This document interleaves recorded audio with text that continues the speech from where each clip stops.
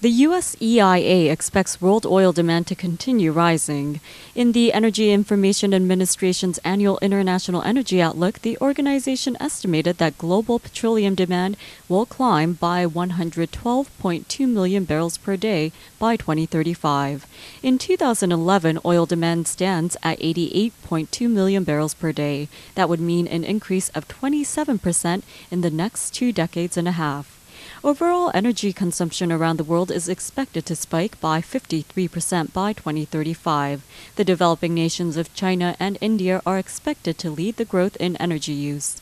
Amongst fossil fuels, natural gas is expected to grow at the fastest rate.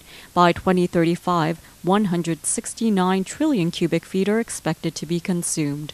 Renewable energy sources are forecast to see the swiftest growth in the energy category.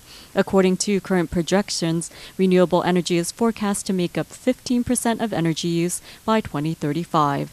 In addition, biofuels and oil sand production is forecast to rise by 13.1 million barrels per day from 3.9 million per day recorded back in 2008.